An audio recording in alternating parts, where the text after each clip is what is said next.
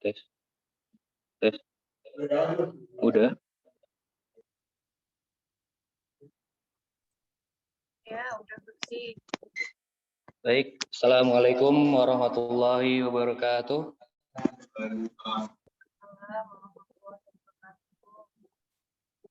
Pertama-tama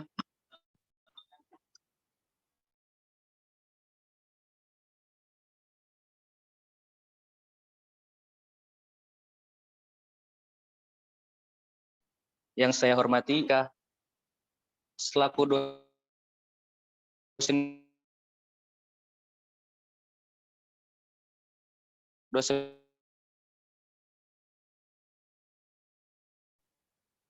yang sebagai Karang Taruna Desa Taman Rejo. Teman-teman panitia dan teman-teman Karang Taruna yang sudah hadir yang saya banggakan. Pertama-tama marilah kita panjatkan puja dan puji syukur kepada Allah Subhanahu wa taala yang telah memberi kita nikmat sehingga kita bisa berkumpul pada penyuluhan kali ini. Yang kedua, sholawat serta salam kita haturkan kepada Nabi Muhammad SAW.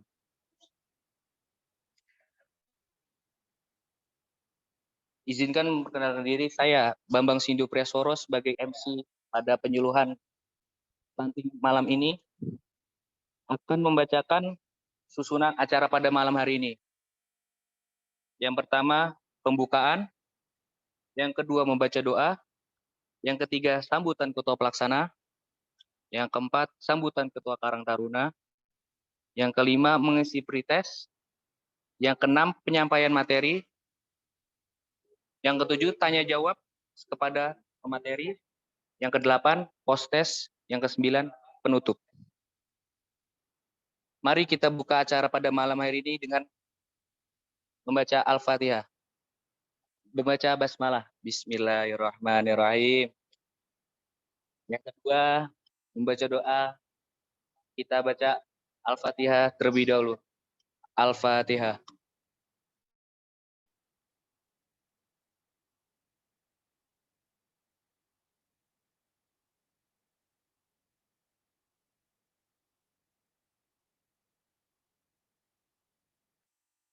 Untuk acara selanjutnya yaitu sambutan Ketua Pelaksana oleh Saudara Arif Wicaksono.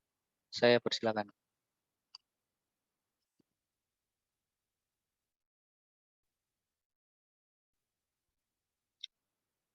Assalamualaikum warahmatullahi wabarakatuh.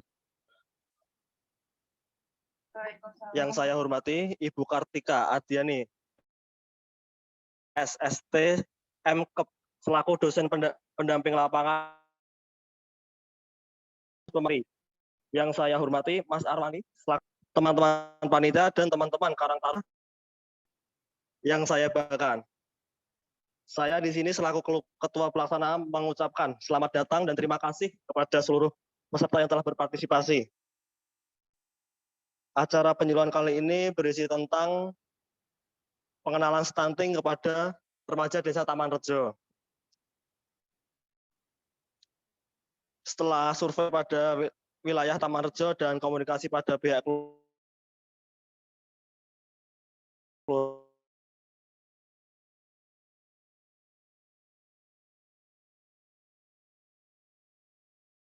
yang tercatat inisiatif mereka dapat berguna bagi peserta. Kurang lebihnya mohon maaf. Wassalamualaikum warahmatullahi wabarakatuh.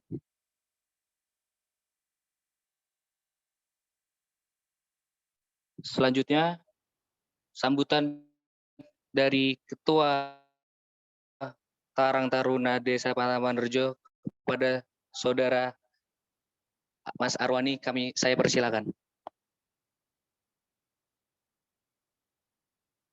Assalamualaikum warahmatullahi wabarakatuh. Yang saya hormati kepada dosen pembimbing dari teman-teman KKN Unisula, juga teman-teman KKN Unisula yang saya hormati, dan tak lupa teman-teman Karang Taruna yang saya cintai. Selawat serta salam kita aturkan kepada junjungan Nabi kita, Nabi Muhammad SAW, yang telah membeli nikmat kita agar bisa berkumpul di malam hari ini. Mungkin untuk acara stunting ini saya sangat berterima kasih kepada rekan-rekan dari KKN Unisula untuk memberikan pengenalan atau penyuluhan tentang stunting. Mungkin ada juga beberapa rekan-rekan teman-teman ada yang belum tahu, mungkin bisa menjadi informasi yang sangat bermanfaat sekali. Mungkin itu saja yang bisa saya sampaikan. Semoga acaranya bisa berjalan dengan lancar dan sukses. Assalamualaikum warahmatullahi wabarakatuh.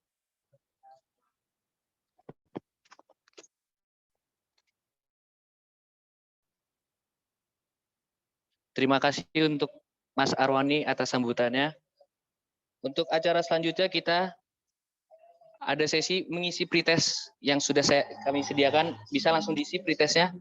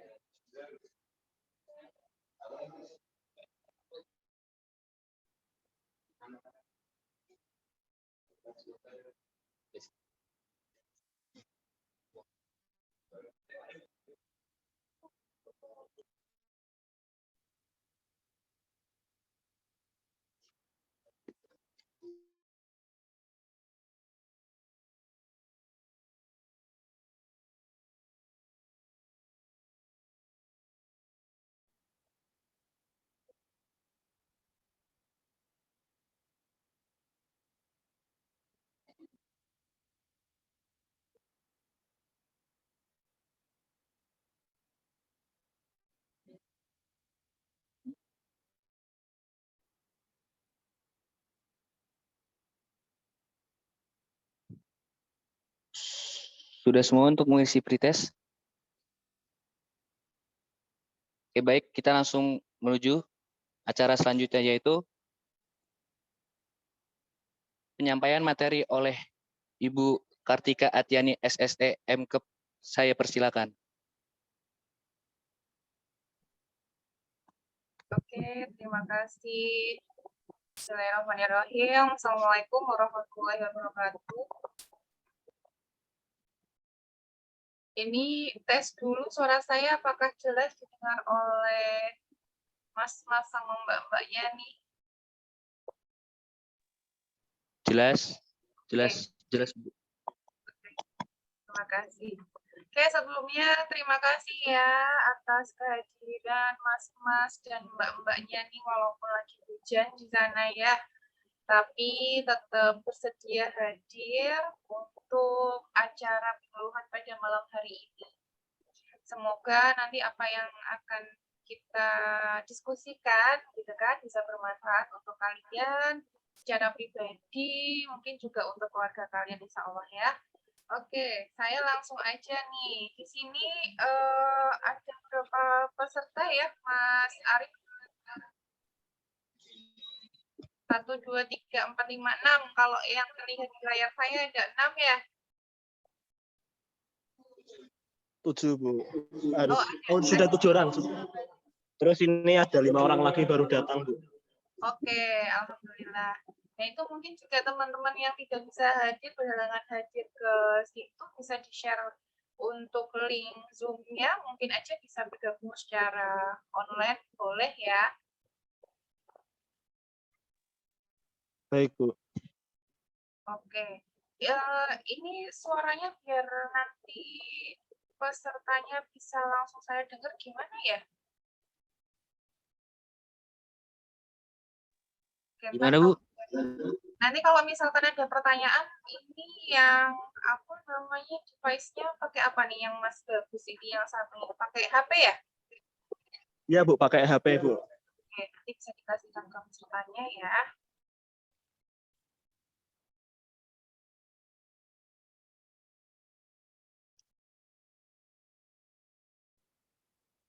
Sebelumnya nih boleh Mas Bagus untuk jalan-jalan ke belakang dulu. Saya mau tahu nih para peserta di sini, Mbak-mbak sama Mas-masnya ini rata-rata usia berapa ya?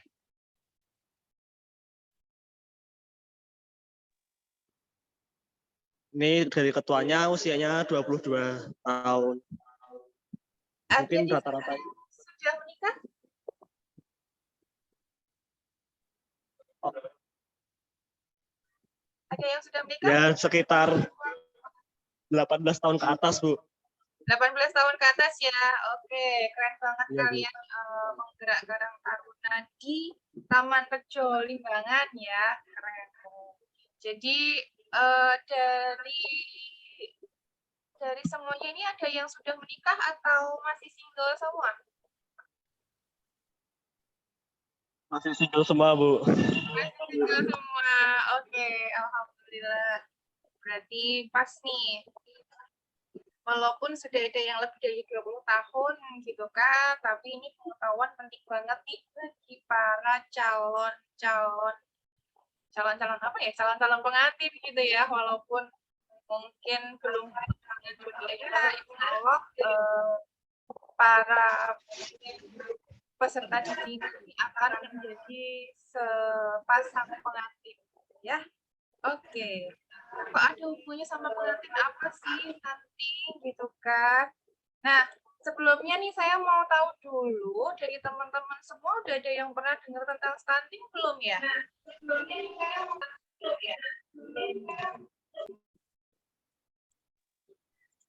Boleh Belum, Bu, salah katanya, Bu. belum sama sekali. Mungkin pernah lihat sekilas iklan atau apa gitu tentang stunting. Mungkin dari mbak-mbaknya nih. Boleh apa sih stunting gitu yang kalian tahu? Stunting itu terjadinya pada siapa sih? Kenapa sih kita dikasih info tentang stunting? Kita kan udah gede gitu. Coba ada.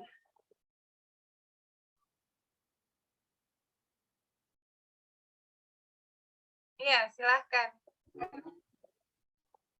Ya dibuka aja, di mute aja. Jadi unmute aja. Silahkan. Nah, ini dari teman-teman ada yang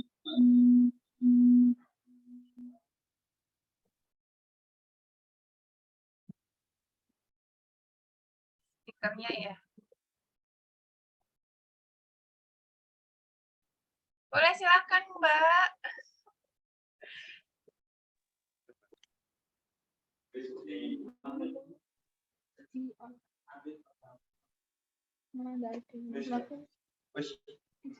Udah dengar.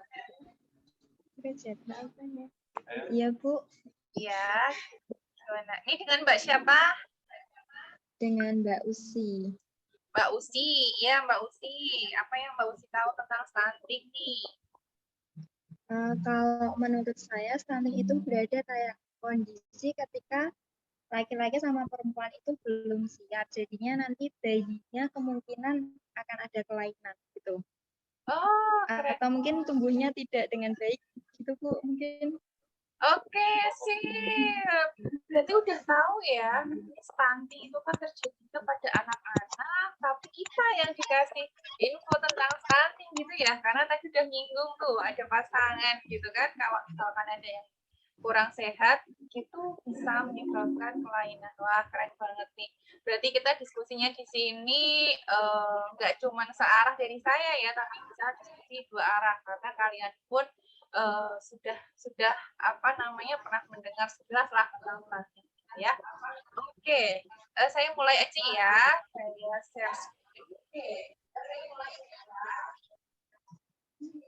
Sudah terlihat?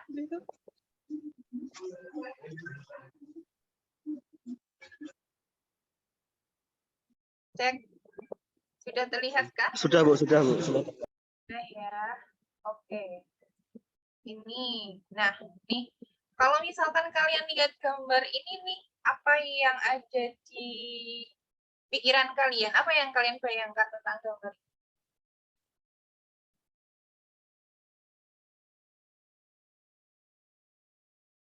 Coba-coba dideskripsikan nih gambar apa sih gitu.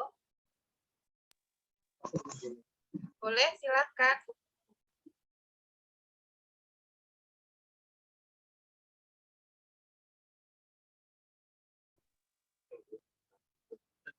Perbedaan tinggi badan.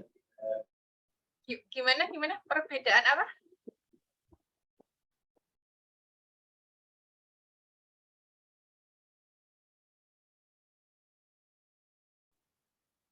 Postur tubuh. Perbedaan tinggi badan, Bu. Perbedaan tinggi badan. Yang lain, coba. Nikah muda, Bu. Nikah muda. Oke. Ada yang perbedaan tinggi badan, ada yang nikah muda. Ya, sebenarnya Ada yang bilang hamil muda, Bu. hamil muda. Mana nih yang kelihatan hamil? Oke, ada banyak persepsi juga ternyata ya. Memang di sini kalau kita lihat itu adalah gambar dari anak-anak ya ini ya, masih termasuknya adalah anak-anak atau mungkin ada beberapa yang sudah remaja gitu ya. Dia ada yang pakai baju pengantin tuh yang menatap ke kamera, hanya satu mata yang menatap ke kamera ya. Dia adalah pengantin cilik gitu ya. Jadi di sini menggambarkan masih adanya pernikahan di bawah umur. Nah, teman-teman tahu nggak sih menikah itu yang diizinkan usia berapa sih? Boleh tahu? Menikah yang diizinkan usia berapa? Untuk perempuan 22, laki-laki 25. Usia Bisa diulangi? ideal. Suaranya agak menggema.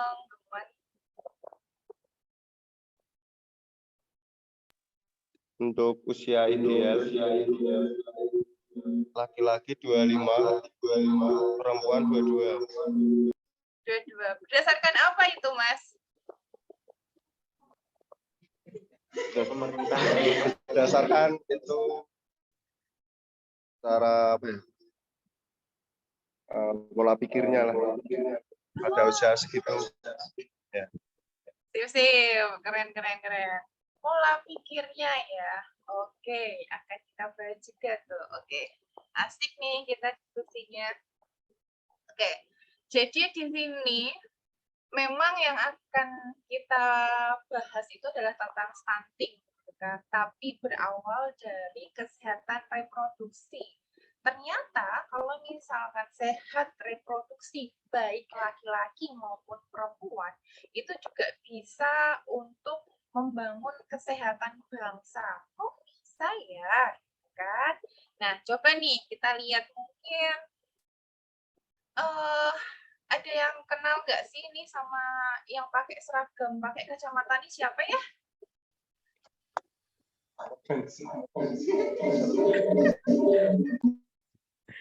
Siapa, ada yang kenal nggak? Mungkin mbak-mbaknya tuh ya yang pada kenal ya. Kenal nggak mbak?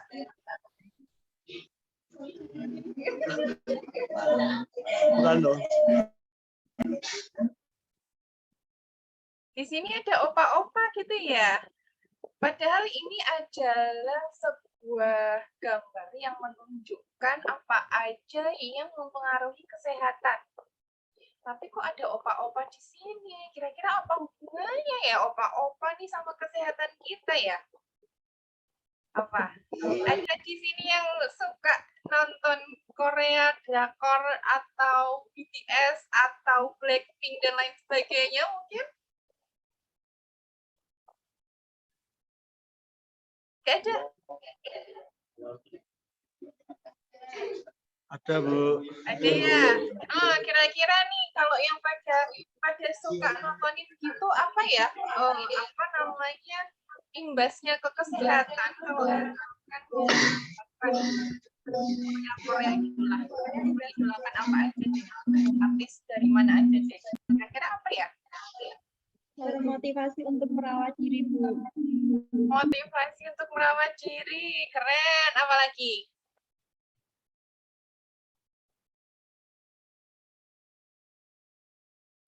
Ada lagi?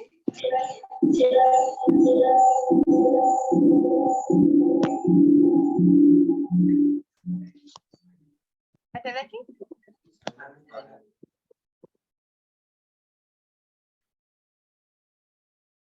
Ada? Yuk. Selain motivasi, kalau motivasi untuk merawat diri itu kan hal yang positif, gitu kan ya? Ada nggak ya kira-kira apa namanya mengidolakan gitu imbasnya tuh ke kesehatan negatif?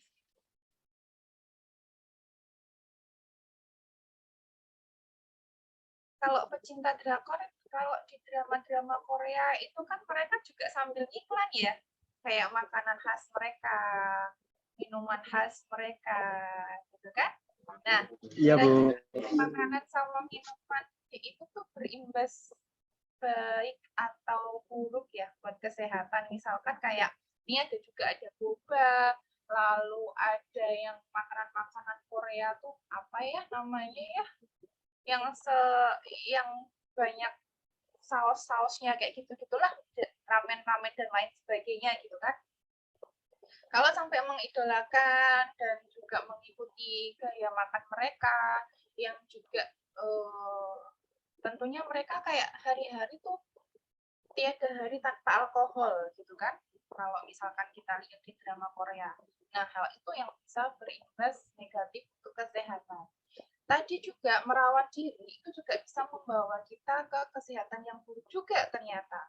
Karena apa? Kalau kita misalkan lihat artis-artis Korea itu kan badannya langsing-langsing ya, langsing-langsing, tipis gitu kan. Nah, padahal kalau misalkan kita lihat orang Indonesia mah memang perawakannya ya nggak bisa yang seperti orang Korea gitu.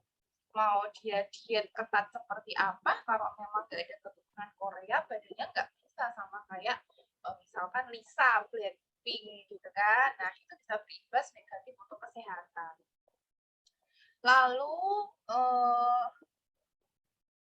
secara sosial ya. Kalau secara fisik itu memang kita tahu lah ya kebutuhan fisik kita seperti mulai dari makanan itu tadi, lalu apa namanya tempat tinggal gitu kan, tempat tinggal yang bersih itu akan mempengaruhi dari kesehatan. Terus juga mental, ini mental juga penting banget ya. Mental itu memang kalau kita sekarang itu yang lagi ramai adalah inner child gitu ya. Jadi mental-mental kayak apa ya? Sakit hati kita saat di masa kecil itu lagi terbawa nih di masa-masa sekarang ini karena gencarnya media sosial yang mungkin mengingatkan kita pada luka masa lalu seperti itu juga bisa berimbas pada kesehatan. Nah, fokus kita pada malam hari ini adalah untuk kesehatan reproduksi. Kalau kesehatan reproduksi itu memang semuanya sih berpengaruh ya, mulai dari kepercayaan mungkin kalau yang bagi perempuan gitu mitos-mitos tentang menstruasi, apakah mungkin kalau di Limba kan masih ada nggak ya mitos-mitos tentang menstruasi, misalkan nih yang tidak boleh potong kuku, tidak boleh keramas, lalu Ya, hal-hal seperti itu masih ada nggak ya, Mbak, di Limbangan sana? Tentang kebersihan di Masih ada. masih ada seperti apa tuh? Mitosnya seperti apa? Boleh disampaikan. Kenapa? Masnya nggak menstruasi kok ya? Iya, mbak-mbaknya boleh.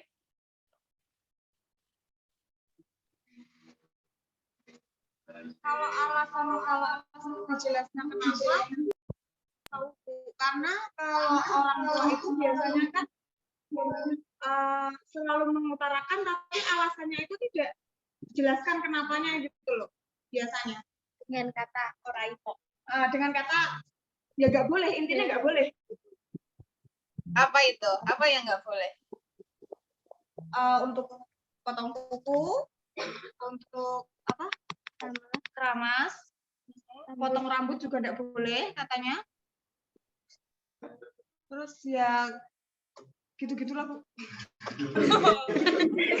rambut rontok berarti harus disimpan gitu ya. Nanti ikut mandi pas waktu Ya. selesai.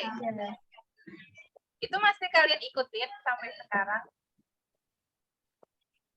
Kalau diikutinnya sih enggak. Cuman masih ada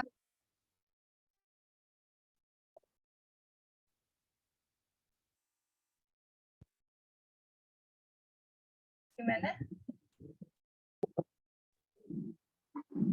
gimana?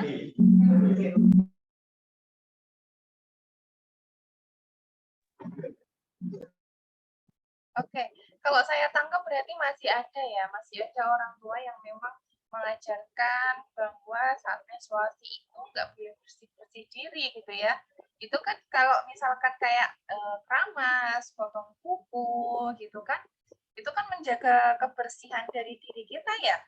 Padahal kalau misalkan menstruasinya, iya kalau misalkan cuma 3 hari, masih lah kita kuat nggak keramas itu. Kalau misalkan menstruasinya sampai 2 minggu, gimana dong? Nggak kuat lah ini kepala gitu kan, nggak keramas 2 minggu. Nah, sebenarnya itu memang mitos-mitos yang kalau misalkan kita buka lagi di hadis, itu hadis yang mengatakan tentang apa bebersih saat menstruasi pun itu hadisnya bukan hadis yang sahih gitu ya. Nah, sekarang kan remaja pada semuanya pegang HP kan? Nah, pegang HP itu bisa digunakan untuk mencari kebenaran karena tadi dikatakan bahwa pokoknya orang oleh tapi nggak tahu kenapanya gitu kan. Nah, para milenial itu kan biasanya kalau dikasih tahu tapi nggak sesuai dengan kata hatinya, mereka bisa mencari tahu sendiri di media sosial gitu kan, atau misalkan di situ ada bidan desa atau mungkin kader kesehatan gitu kan, itu bisa ditanyakan sama mereka bagaimana sih kebenarannya seperti itu. Nah, yang penting lagi nih adalah citra diri. Tentang kesehatan reproduksi adalah citra diri ya. Kalau misalkan kita lihat di sini, kursor saya tuh kelihatan nggak sih di kalian? Ada seorang perempuan yang sedang bercermin, gitu ya. Ini mas saya dapatnya gambarnya adalah gambar perempuan. Ini juga berlaku untuk laki-laki ya. Bagaimana kalian menganggap diri kalian atau memandang diri kalian itu juga berimbas pada kesehatan gitu. Jadi kalau misalkan kalian, jadi kan bagaimana kita memandang diri kita, bagaimana self love kita, bagaimana kita mencintai diri kita sendiri, itu adalah bagian dari hal yang efek banget ke kesehatan. Kalau misalkan dulu pas waktu SD kita kenal bahwa di dalam raga yang sehat gitu kan, ada jiwa yang sehat juga gitu kan. Tapi sebenarnya semakin ke sini itu kalau jiwanya sehat, ya tubuhnya ikutan sehat gitu loh. Ya, nggak kebalikannya. Jadi berawal dari jiwa kita, berawal dari kita mencintai diri kita, itu adalah awal dari kesehatan. Seperti itu. Lalu ini adalah hubungan keluarga. Jadi bagaimana kedekatan kalian dengan orang tua itu juga mempengaruhi kesehatan. Gitu. Sebentar, saya cas dulu.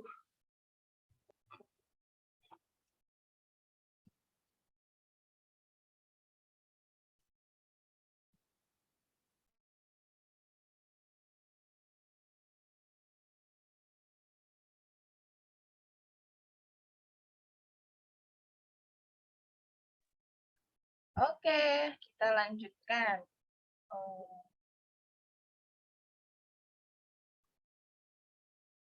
Nih, kita fokus ke kesehatan reproduksi. Kesehatan reproduksi ini nggak cuma miliknya perempuan ya, tapi laki-laki juga, gitu kan? Segala sesuatu yang menyangkut kesehatan seksual dan pendidikan seksual yang bertujuan untuk mencegah, menjaga, dan mengembalikan fungsi organ seksual dari gangguan. Gitu. Jadi nih, kalian itu punya hak loh untuk mendapatkan informasi tentang kesehatan reproduksi kalian. Ya. Jadi bagaimana fungsi dari organ reproduksi kalian, bagaimana proses reproduksi yang ada di remaja, itu kalian punya hak mendapatkan informasi itu. Utamanya sih dari orang tua, dari keluarga terdekat gitu ya. Lalu dari tenaga kesehatan, misalkan kalian mau mendapatkan informasi itu bisa banget, boleh banget, itu adalah hak kalian. Jadi baik laki-laki maupun perempuan itu berhak untuk mendapatkan informasi tentang kesehatan reproduksi. Nah, ini nih ada kucing ya, ada kucing yang bercermin gitu kan. Ini bagaimana nih citra diri kalian?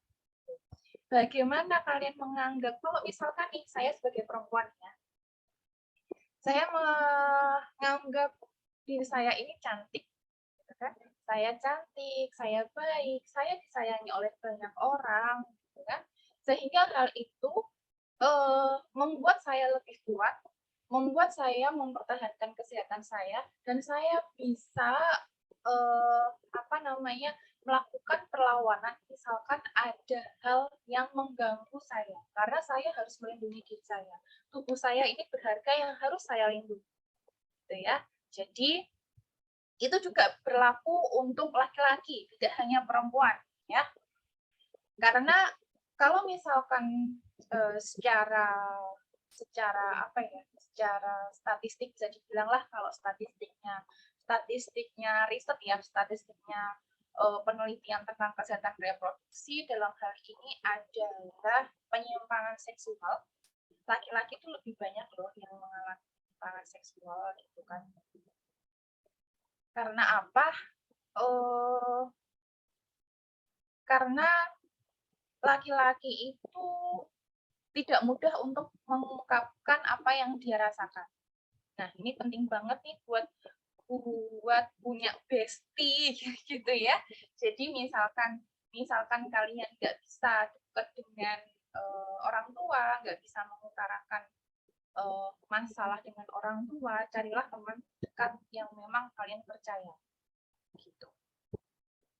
Nah, kalau ini mah saya rasa kalian udah melewati masa-masanya lah ya. Udah tahu kalau misalkan yang namanya remaja ya, itu kan peralihan dari anak ke dewasa, sehingga ada perubahan fisik maupun perubahan mentalnya ya. Tadi juga dikatakan tuh sama masnya tadi, mas siapa ya? Mas Ketua Karang Tarunanya, Mas Arwani bukan ya? Ya benar, Bu. Ya, Mas Arwani itu bisa kalau misalkan usia 25 tahun itu pikirannya udah dewasa gitu kan. Itulah memang kalau misalkan remaja itu fisiknya memang dia berkembang lebih duluan dari psikologisnya gitu ya. Jadi ibarat kata dolornya itu dolornya itu lambat gitu daripada perubahan yang ada di fisiknya. Nah, ini kalau misalkan remaja-remaja awal gitu kan, dia nggak dikasih informasi mengenai perubahan di dalam dirinya, itu dia bisa berimajinasi yang aneh-aneh gitu kan. mungkin kalian juga dulu mengalami ya pas remaja-remaja awal gitu, oh kok tiba-tiba di dadaku ada bulu-bulu ya kalau yang untuk cowok, kok tiba-tiba di bawah hidungku ada rambut-rambut halus nih gitu kan. Itu mereka kalau misalkan tidak mendapatkan informasi yang benar, bisa berimajinasi atau mengarah ke hal-hal yang negatif. Nah, ini kalau ini adalah punyanya perempuan gitu kan, perubahan dari fisiknya perempuan ya. Udah lewatlah masanya ini untuk kalian, saya rasa kalian sudah paham semua. Nah, ini perubahan emosinya nih. Kalau kalian tadi di usia 18 sampai 20-an tahun gitu kan, ini adalah di usia memang yang sudah menuju remaja dewasa. Ini tuh cenderung untuk merasa ingin menjadi pusat perhatian, ingin menonjolkan diri, terus memang lebih bersemangat gitu kan, lalu mempunyai energi yang besar, jadi memang kayak menggebu-gebu itu, lebih idealis daripada remaja awal dan cenderung milih temen gitu kan, karena udah tahu nih aku cocoknya sama si A, tahu sama si B nggak cocok, dia bukan bestiku gitu kan. Jadi cenderung siklus pertemanannya ya udah kelihatan tuh di situ-situ aja. Seperti itu. Lalu nah ini nih sebagai para penggerak remaja di desa, kalian harus paham banget nih masalah kesehatan reproduksi yang sering terjadi pada remaja. Oke, yang pertama tuh ada obesitas. Obesitas tentunya sekarang ini kalau di tempat saya pribadi itu pinggir-pinggir jalan banyak banget loh orang jualan makanan-makanan cepat saji yang itu memicu obesitas. Misalkan kayak minuman-minuman manis ya, boba-boba dan teman-temannya. Lalu misalkan kayak seblak, cilok, terus makanan-makanan Korea kayak gitu-gitu kan, itu kan kita tahu bahwa makanan-makanan tersebut itu bisa memicu terjadinya obesitas. Nah, orang-orang yang obesitas nih, yang gemuk kayak gitu, ternyata itu cenderung mengalami anemia. Anemia itu, ada yang tahu anemia itu apa? Apa anemia? Mbak-mbaknya kekurangan darah. Ya, kekurangan darah. Nah, kalau misalkan remaja perempuan, dia memang karena proses menstruasi itu tadi biasanya memang mengalami anemia. Makanya kalau misalkan remaja perempuan itu wajib banget yang namanya minum tablet tambah darah. Nih, mbak-mbaknya di sini udah rutin minum tablet tambah darah setiap kali menstruasi atau tiap minggunya? Ayo, mau pada tengok-tengok nih. Belum ya? Nah, harus hati-hati. Karena ya, saya kasih bocoran sebagai calon ibu nih ya, sebagai calon ibu. Buat kalian, kalau saya mah udah emak-emak anak 3 ya. Jadi, perempuan tuh nggak boleh yang namanya hamil dengan keadaan anemia. Nah, anemia ini kalau pada remaja mah normalnya 12 gram kalau mau diukur untuk hemoglobinnya ya, 12 gram gitu kan. Nah, itu kalau misalkan dia kurang, itu nggak bisa cuma sehari 2 hari untuk meningkatkan kadar hemoglobinnya gitu. Jadi misalkan nih kalian anemia, ternyata HB-nya 10 gram. Harus kan naik itu ke 12 gitu kan, itu butuh waktu 2 bulan, itu pun setiap hari harus minum tablet tambah darah. Nah, dari sekarang nih ya, mumpung masih belum ada tanda-tanda kepelaminan gitu kan, rutinkan minum tablet tambah darah. Minum tablet tambah darah itu ketika menstruasi 1 hari itu 1 kali. Kalau sedang tidak menstruasi itu 1 minggu 1 kali. Ya, itu untuk yang perempuan. Kalau laki-laki mah nggak mengalami menstruasi ya, jadi tidak perlu untuk minum tablet tambah darah, kecuali dalam keadaan tertentu. Kalau memang ada gejala anemia, itu bisa minum tablet tambah darah. Nah, ini nih, Kat, ada gambar ini ya, pita lila. Kat itu adalah kekurangan energi kronis. Ini yang fanatik sama Lisa itu bisa aja nih kena Kat. Jadi dia makan dimutahin gitu ya. Makannya ya juga makan makanan yang kurang baik buat tubuh. Akhirnya badannya kurus kering gitu. Kat itu ditandai dengan lingkar lengan atas. Lingkar lengan atas ya sebelah kanan itu diukur 23,5. 23,5 itu adalah normalnya. Kalau kurang dari itu, hati-hati.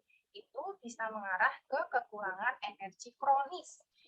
Jadi ibarat kata ya, kalau misalkan ibu hamil itu butuh tambahan tadi ya, hemoglobin, butuh tambahan protein. Jadi untuk perkembangan dari janinnya, gitu kan. Cadangan protein itu adanya di lengan kita.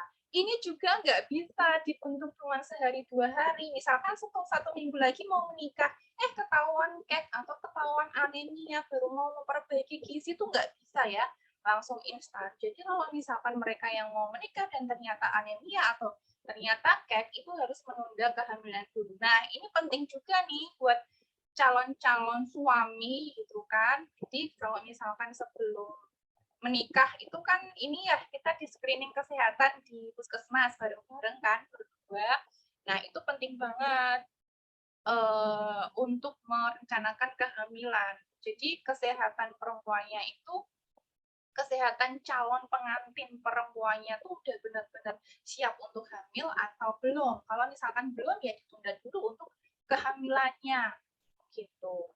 Nah, lalu selanjutnya itu ada HIV/AIDS, nggak cuma HIV/AIDS ya, PMS yang lain itu juga ternyata kejadian pada remaja lebih banyak pada mereka yang LGBT ternyata ya.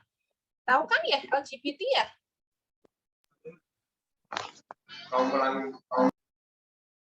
Gimana?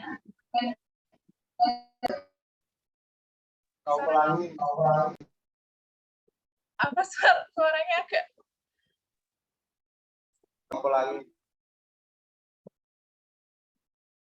apa sih? Kawin lari.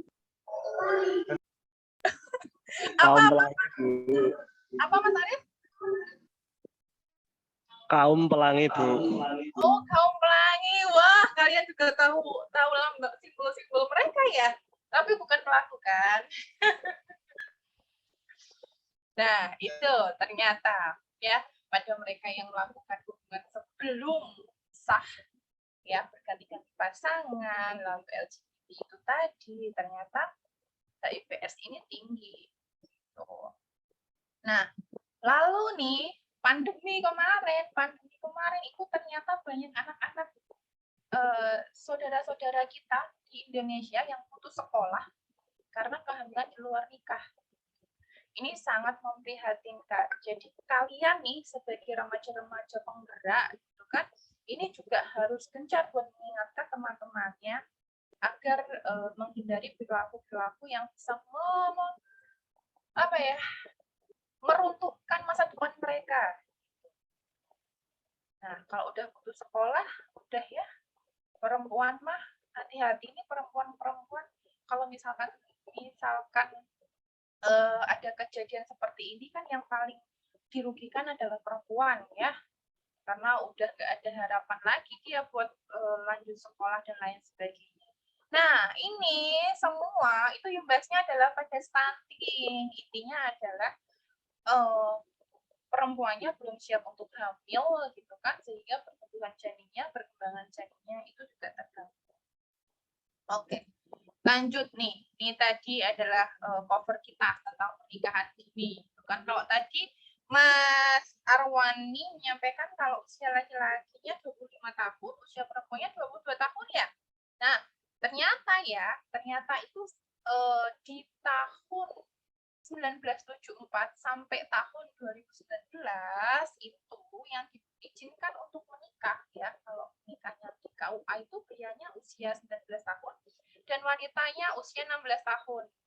Nah, Di tahun 2019 karena melihat perkembangan kesehatan gitu ya, itu diizinkan jika usianya 19 tahun.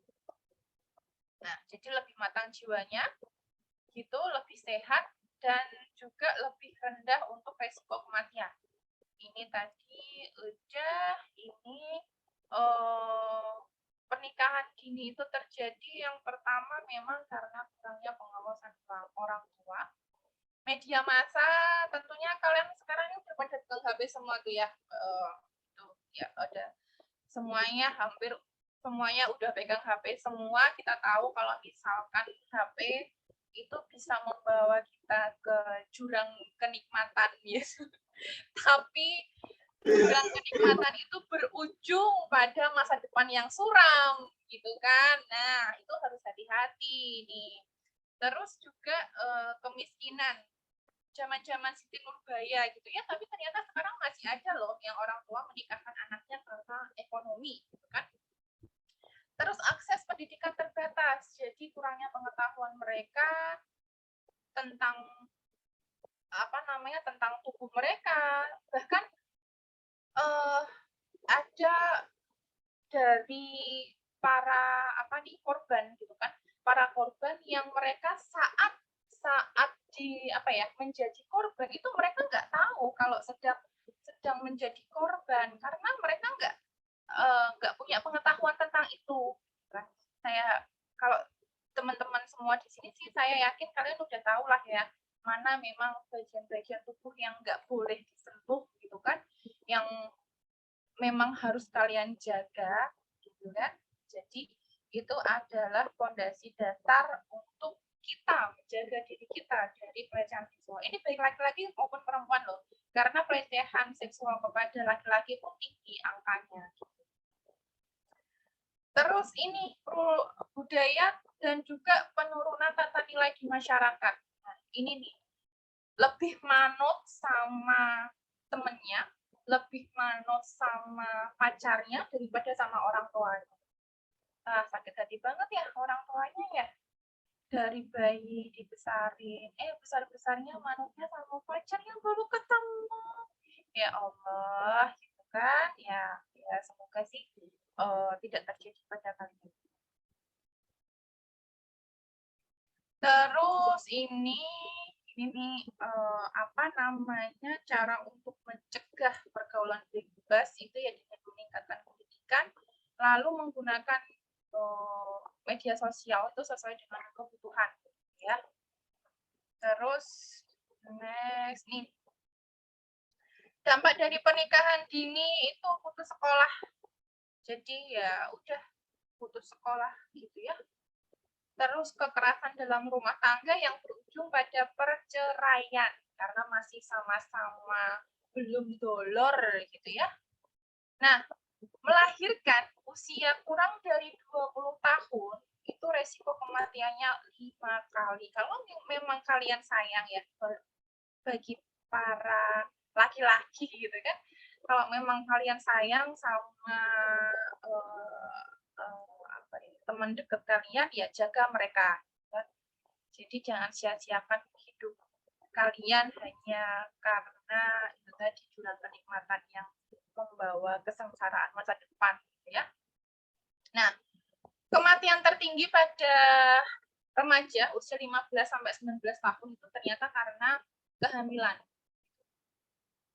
kehamilan, persalinan gitu kan, itu beresiko untuk mereka yang kurang dari 20 tahun. Jadi kan bisa ada komplikasi gitu kan, komplikasi kehamilan macam-macam. Terus mereka pun perempuan yang hubungan kurang dari 20 tahun beresiko untuk kanker serviks. Kanker serviks adalah kanker pembunuh nomor 1 di dunia ya, perempuan itu. Kanker serviks.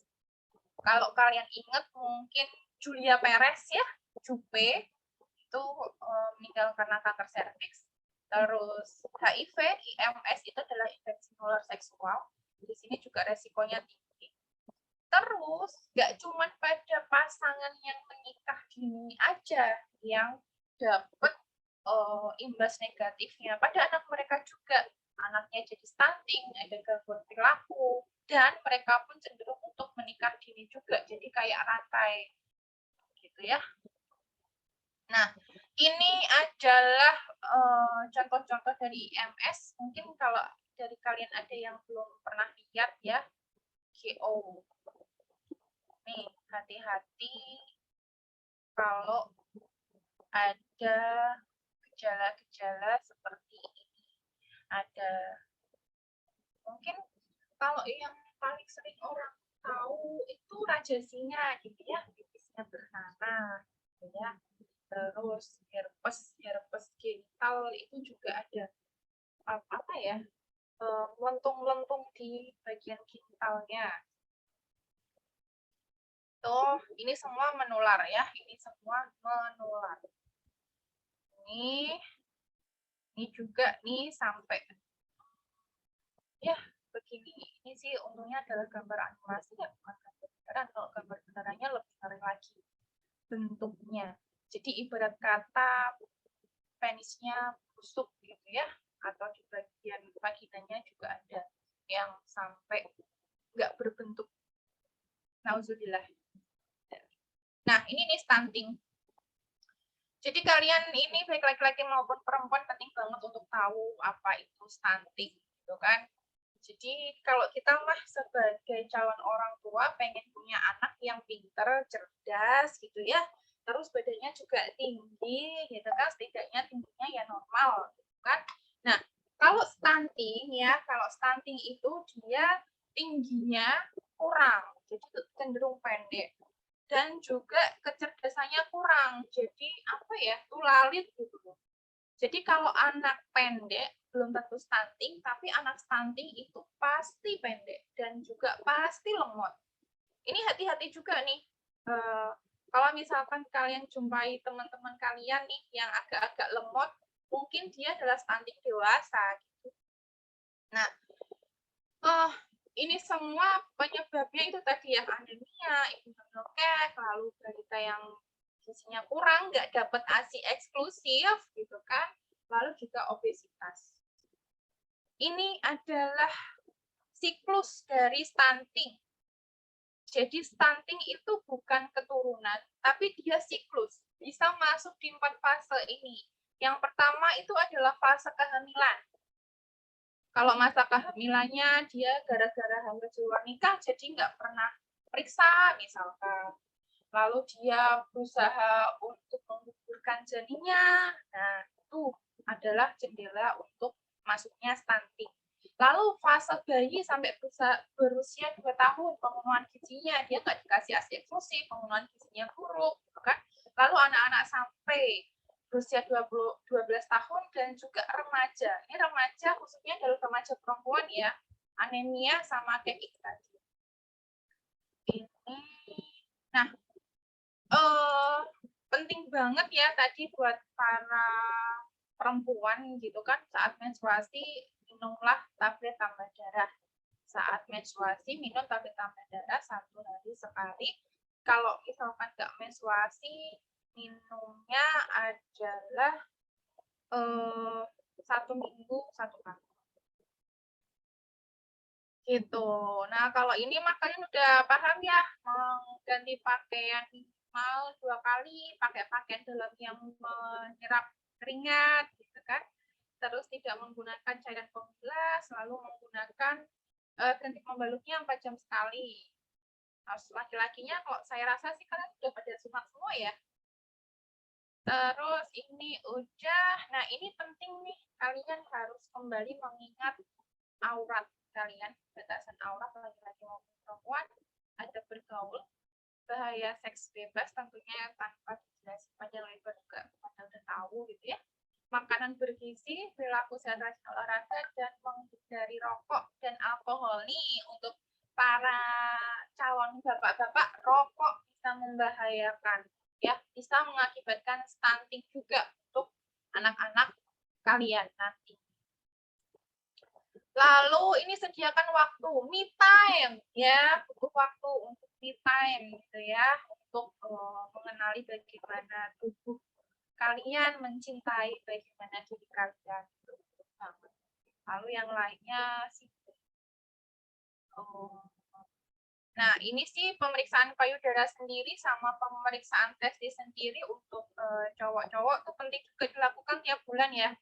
Kalau pemeriksaan payudara sendiri ini ada, nanti bisa kalian lihat bagaimana cara untuk melakukan pemeriksaan payudara sendiri. Karena memang yang namanya kanker payudara, kanker serviks itu dia biasanya bergejala saat udah stadium lanjut. Ya, jadi perempuan yang sudah menstruasi itu sudah beresiko untuk mengalami kanker payudara. Jadi lakukanlah pemeriksaan payudara sendiri 1 bulan sekali. Ya, 1 bulan sekali, 10 hari, di hari ke-10 menstruasi. Lalu pemeriksaan testis sendiri ini buat para mas-masnya juga penting banget ya. Jadi kalian harus periksa bagaimana testis kalian. Kalau ini setiap pagi, bisa dilakukan setiap pagi gitu kan. Ada perbedaan tinggi atau konsistensi atau enggak di testis kalian. Karena kalau misalkan testis itu ternyata apa ya bahasanya ya florot gitu ya, itu bisa berbahaya. Testisnya bisa mati. Kalau mati ya udah nggak produksi, berarti udah nggak bisa bereproduksi gitu ya. Kalau dua-duanya sampai mati, udah nggak punya lagi pabriknya. Oke, gitu. Ada yang mau ditanyain? Ini adalah aplikasi-aplikasi yang bisa kalian download sendiri ya, kalian install sendiri. Di sini ada LC Meal dan juga ada Kescatin. Ini ada berbagai kayak buku saku gitu, tapi di aplikasi itu bisa dapat info berbagai macam informasi tentang kesehatan reproduksi. Oke, itu dari saya.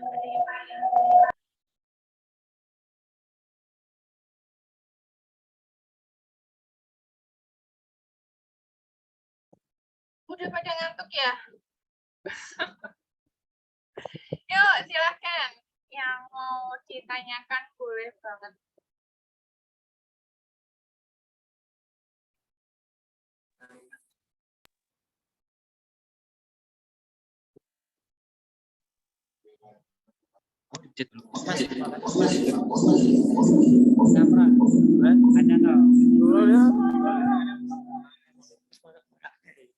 Assalamualaikum warahmatullahi wabarakatuh. Waalaikumsalam. Perkenalkan, saya Alan Masaku Aldi, umur 19 tahun. Mau tanya,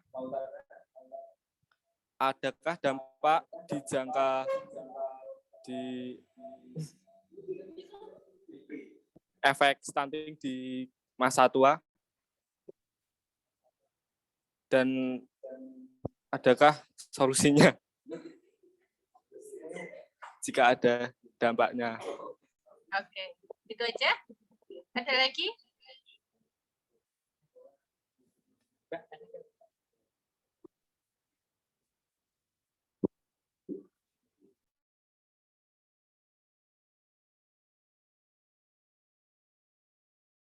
Oke, sambil saya jawab deh ya. Kalau ada pertanyaan, ntar boleh susul. Efek stunting di masa tua. Jadi gini, stunting ya, stunting itu bisa kita diagnosis di usia 2 tahun. Gitu. Jadi stunting itu kan bisa aja hamilnya sehat, tapi bayinya nggak dapat asupan nutrisi yang layak, yang sesuai. Jadi dia pertumbuhan perkembangannya terhambat. Ibarat kata udah ada konslet di otaknya, gitu kan? Nah, kalau di usia 2 tahun itu udah ketahuan dia stunting, kita bisa intervensi. Intervensinya adalah intervensi gizi dan juga intervensi untuk stimulasi perkembangan. Tapi itu nggak bisa untuk menghilangkan stuntingnya, gitu. Nggak bisa untuk menghilangkan stuntingnya. Nah, efeknya itu ya itu tadi tulalit dia. Sampai besarnya dia tulalit. Tahu ya tulalit ya, dia loadingnya lama, ngolah gitu. Loadingnya lama. Jadi misalkan nih lagi belajar, teman-temannya dikasih tahu 2 kali udah nyantol. dia 20 kali belum nyantol-nyantol. Gitu. Padahal ya perawakannya normal. Bukan kalau misalkan kayak yang autis dan lain sebagainya itu mah beda lagi ya. Gitu. Kelihatan kan dari fisik. Tapi kalau stunting ya dia terlihatnya adalah pendek dan lalit loadingnya lama. Gitu. Makanya stunting itu bisanya kita putus rantainya. Jadi kan stunting itu adalah siklus gitu kan, rantai stunting yang harus kita putus dari sekarang, dari para calon bapak, calon ibu gitu. Itu ya, Mas Alan ya, bisa menjawab Mas Alan.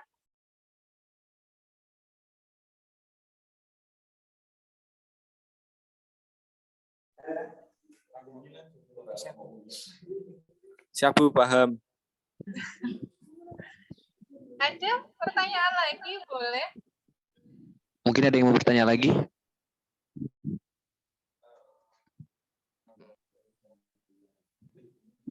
Apakah stunting sama dengan gizi buruk? Beda. Beda. Gizi buruk Ya. ada macam-macam. Gizi buruk ada macam-macam ya Mas ya. Jadi obesitas itu juga termasuk gizi buruk loh. Jadi gizi buruk itu enggak selalu. Jadi kan ada stunting, ada wasting, ada obesitas, gitu kan, ada kekurangan energi kronis, ada juga anemia, itu juga gizi buruk.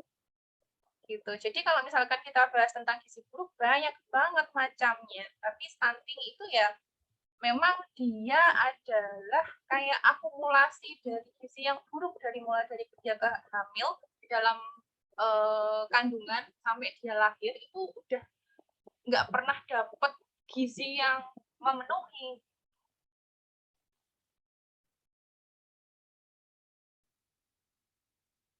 Oke, kalau gizi buruk misalkan balita di di bawah garis merah gitu kan, itu masih bisa diperbaiki. Tapi kalau stunting ya itu tadi intervensinya tidak bisa 100% menyembuhkannya, cuman kasih stimulasi aja. Makanya memang harus kita putus rantai stunting. Gitu. Makanya yang punya saudara masih bayi itu rajin-rajinlah ke posyandu ya. Jadi tiap bulan kita bisa pantau untuk tinggi badannya, berat badannya. Kalau nanti udah kelihatan nih 2 bulan berturut-turut kok nggak naik gitu kan, tingginya juga kok nggak naik. Nah, itu nanti akan mendapatkan intervensi khusus gitu. Jadi perlu diingatkan untuk datang ke posyandu. Ada lagi?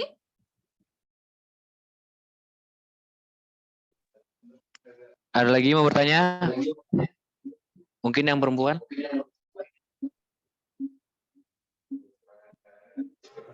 Sudah Bu. Oke. Cukup. Alhamdulillah. Kalau sudah clear semua, saya ini aja deh ya, pesan buat teman-teman kalian saling mengingatkan ya. Nah, gitu kan, utamanya adalah kejahatan ya. Kejahatan bisa terjadi karena korban tidak tahu dia sedang menjadi korban. Jadi penting banget untuk kita menambah informasi kan tentang bagaimana kita bisa melindungi diri kita, apa aja sih yang termasuk di dalam khususnya adalah kayak pelecehan seksual ya, itu bisa menjaga kita. Insya Allah. Oke. Saya kembalikan ke MC.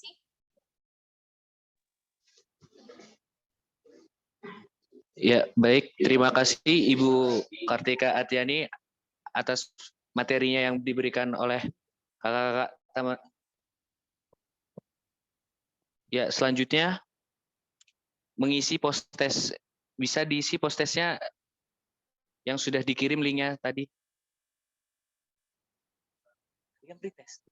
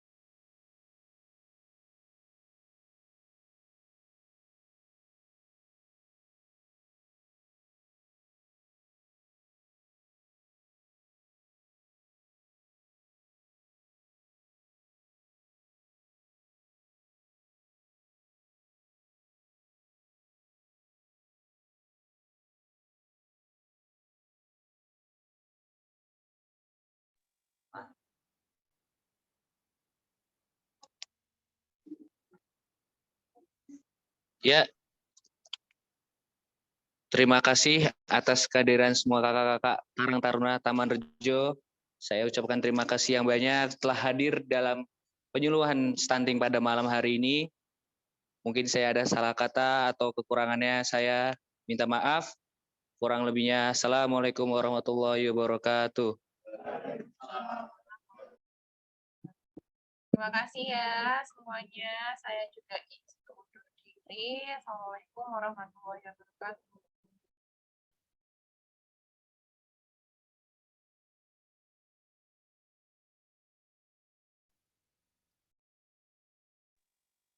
Dah, selesai. Mungkin boleh